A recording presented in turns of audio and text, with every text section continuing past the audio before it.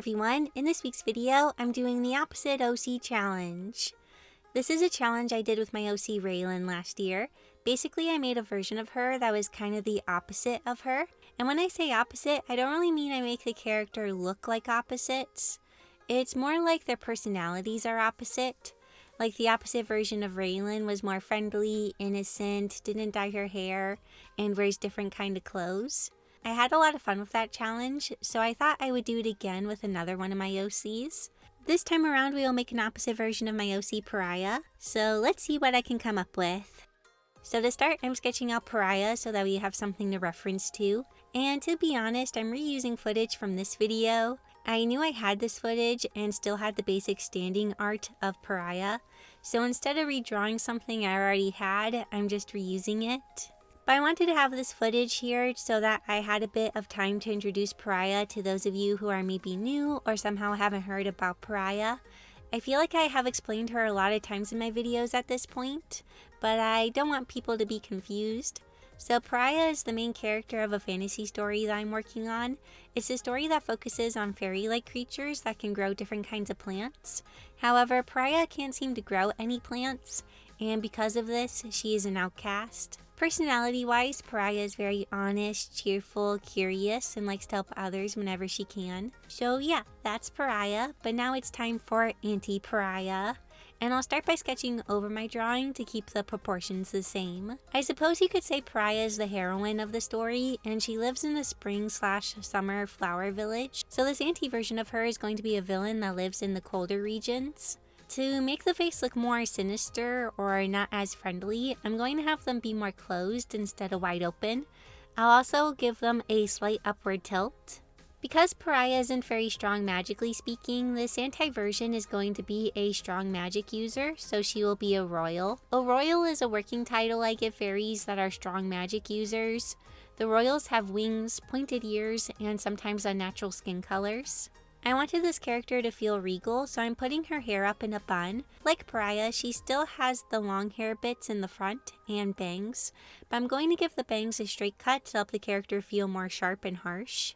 I was kind of debating on adding the glasses, but I will add them in a bit. Instead of rounded glasses, this character will have more square glasses, once again to feel more harsh. Angular shapes often come off as less friendly, so if you want a design to feel more unfriendly, introducing sharp shapes can help. Also, I feel like I should give this character a name. For Raylan's anti-character, it was just Raylan backwards, so her name was Nyleer. But Pariah backwards is hair up, and that just sounds a bit odd to me. I feel like it can maybe work if I add or take away a letter, like Harapa, Harapee, maybe Hera. I think Hera works. It's Pariah's name backwards, just without the P, and it's an actual name that people use.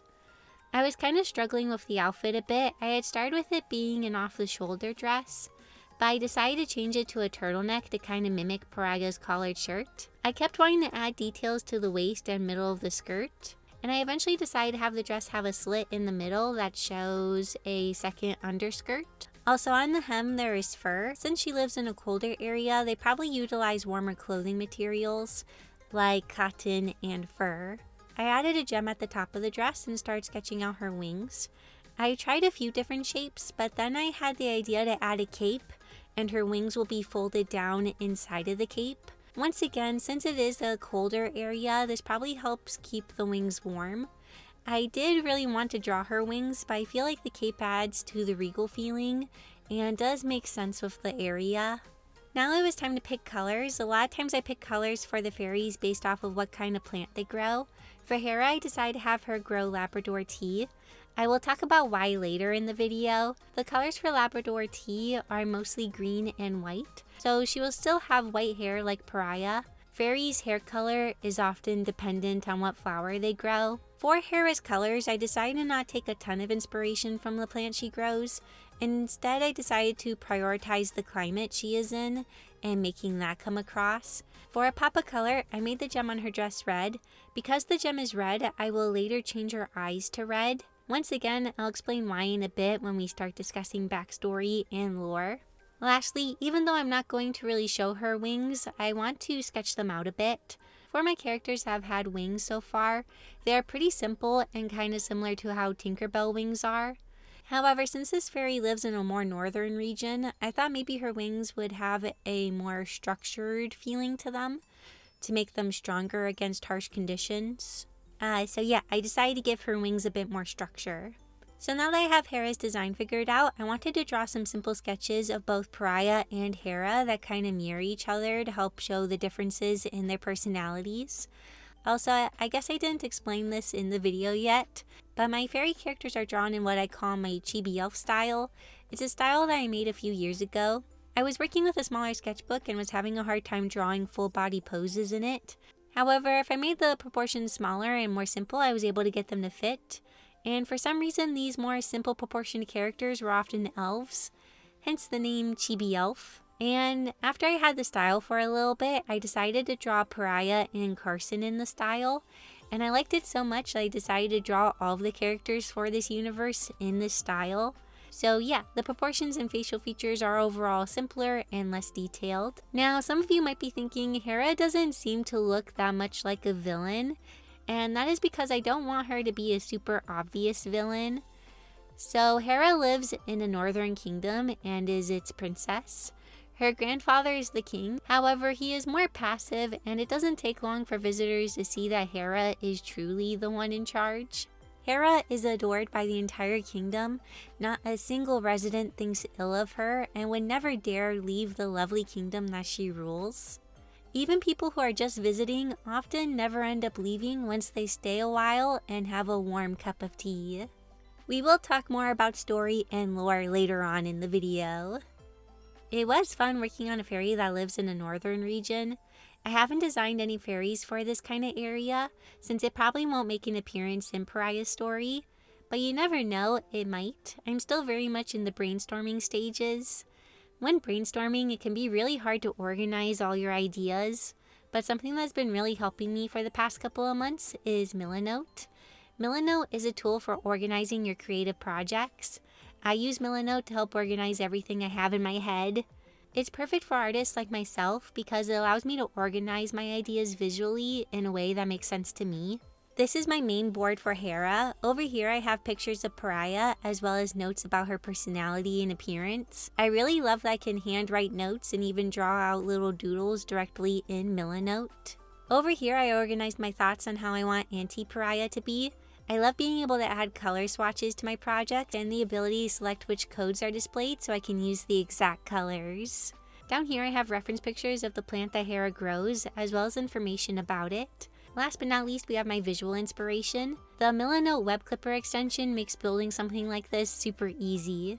When I make boards like this, I love having everything in one place to make things more convenient. But I also like that I can add subboards like this lore board that includes more detailed information on Hera. I like the ability to keep the information easily accessible, but also organized into its own area. Whether you're an artist or creative, Milanote makes starting a new project easy with over 100 built-in templates available for every type of creative project. For example, I used the character profile board and made it my own.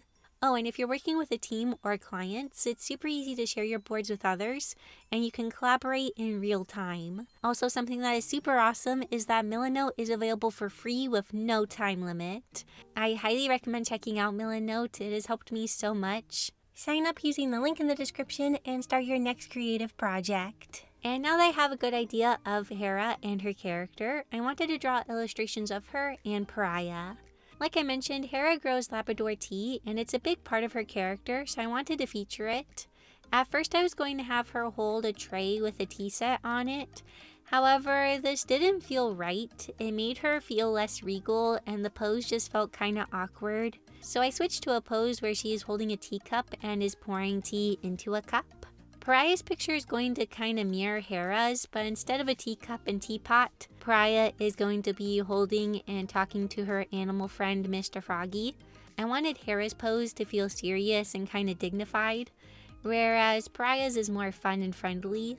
I did record the cleanup process, but I've instead decided to just show you the line art process because I thought it would be nice to show you slower footage for this. or at least footage that isn't going like super speed.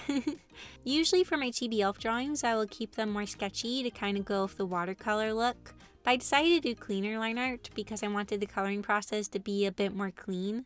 But also it sounded kind of faster. For a sketchy look, it is faster if I use my second cleanup sketch. But if I do a third cleanup sketch, a lot of times it is faster to just do line art. Plus, it is often kind of easier on my arms since I'm drawing less lines overall. Right now, I'm doing the line art on the face. I have been noticing recently that when I draw in my chibi elf style, it has kind of lost the chibi feeling a bit. Like the proportions of the face and also kind of the body are leaning more towards my usual proportions. And I can't tell if I like that or dislike that. Like a part of me likes the simplicity of some of the older chibi elf drawings. But I feel like in the long run, I may prefer this newer version. But I am sure that if/when I do draw art for the story, I will shorthand things a bit more and things will be a bit more quick. Kind of like with a decent amount of my webcomic panels. When working on long projects like a comic, you kind of find ways to do things faster. So you'll kind of come up with shortcuts that may kind of simplify the style. Also, I don't remember if I've mentioned this in a video before, but I am working with a company on making a Pariah plushie that also comes with a Mr. Froggy plushie. The company has been sending me pictures of the test plushies, and I've been getting back to them with changes I want made. We are on to the third round of revisions, and I hope it will be the last round. This last plushie had some issues with the hair, so I'm hoping the hair will be closer to the style of Pariah's this time around. So yeah, when that is closer to being launched, I will make sure to let you all know. It will be a pre-order item. The plushie will be available for pre-order so the company and I know how many need to be made. And then once the pre-orders are closed, the plushie will go into production and be sent out. I've always wanted a plushie to be made of one of my characters, so I'm super excited. Once the line art was in place, I went around and added a bit more line art variation. I wanted to add more line weight, and my thinking process when doing this is I add to areas where shadows would be and areas where lines intersect. I often find this adds more depth to the line art. I do try to add variation while I'm drawing the line art, but in some cases it's easier to go back and add it into some areas once I am done. Now we are on to line art for Hera. When I drew Raylan and Nylir's pieces, I reused a lot of the line art between the pieces, especially on like the face and hair. However, because Hera and Pariah vary a good amount, I didn't really get to reuse anything between the pieces. At first I was worried this would make it so I would have a hard time getting them done in time for this video, but I remembered that since the rendering for them is going to be more simple, things would be okay, and I should have enough time. When I showed my sister my design page for Hera, she made a kind of disgusted face and said Hera looks like Pariah's aunt. But then when she looked at these two drawings, she said they looked the same age or more similar in age, so that's good. I do feel like Hera comes off as more mature or a bit older, but that's going to kind of just happen with this eye shape I gave her. Even the same character can look older depending on the facial expression they are making. Plus, Hera's posing and the way she carries herself comes off as more mature since she is regal and stuff. So a bit more about her lore and backstory. Like I said, even though her grandpa is the king, she is kind of the one running the kingdom. She is loved by everyone and newcomers rarely leave once they visit. I also mentioned I want Hera to be a kind of secret or not super obvious villain. Like when you just look at the village, it seems very normal and happy. Hera herself also seems very cordial, but after a while you may start to notice that things seem kinda off. Like I mentioned, Hera grows the plant Labrador tea. According to what I read online, Labrador tea contains compounds that can help reduce stress and anxiety and many other health benefits. However, it needs to be consumed in moderation since it can be toxic when consumed in large quantities. But its toxicity level can depend on where it's growing. Since the tea has calming factors and health benefits, it is popular among the townsfolk. However, this tea also has a more sinister side. We'll talk more about this subject in a bit. For now, let's talk a bit about the colors of Pariah. For the coloring, I'm using my custom watercolor brush that I made. If you have Clip Studio Paint 2.0 or higher, you can download this brush from the asset library. For the coloring, I'm selecting areas and then filling them in.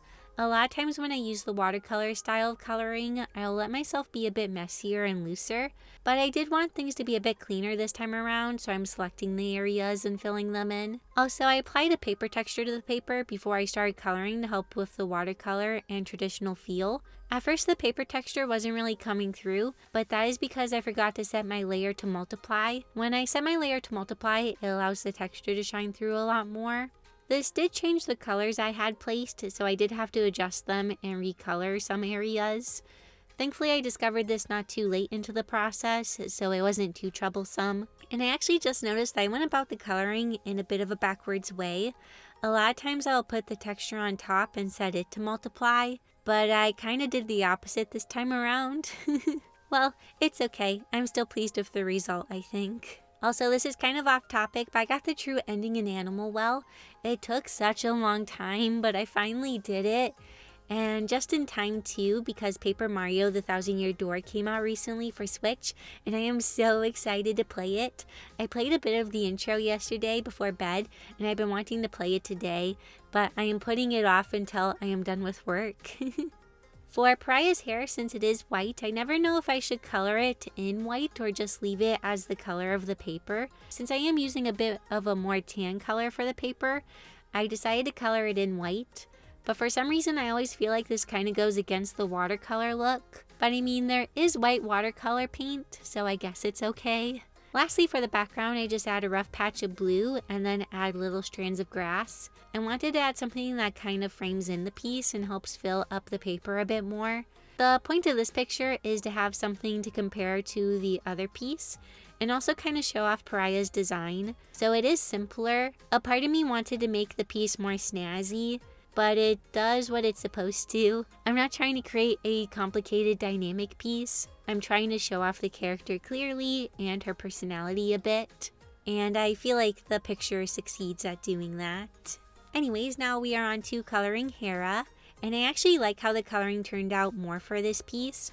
Mostly because I was feeling more warmed up with the watercolor brush. But also the watercolor texture shows up really nicely with the darker colors.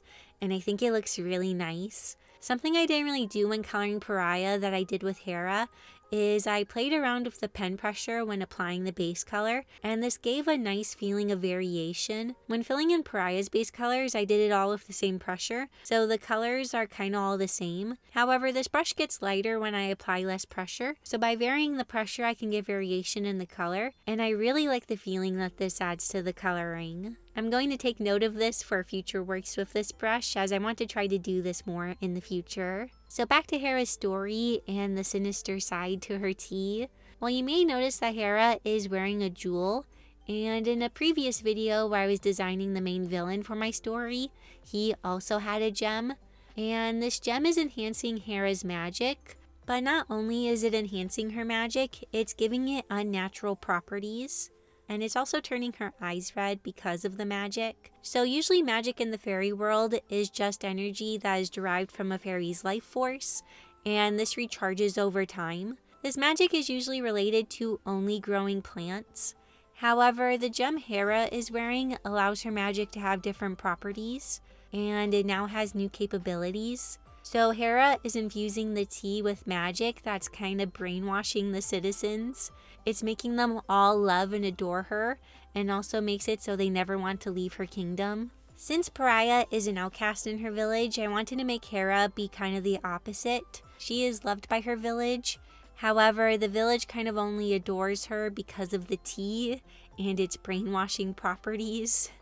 She also uses the tea on her grandfather, and that's why he's not really involved in running the kingdom, leaving Hera in control. Oh, so right here, I was kind of playing around with the settings of my watercolor brush. Sadly, you can't see my settings window because my screen recorder doesn't show it, but I was trying to see if I could make my watercolor brush have variation in color when I am coloring.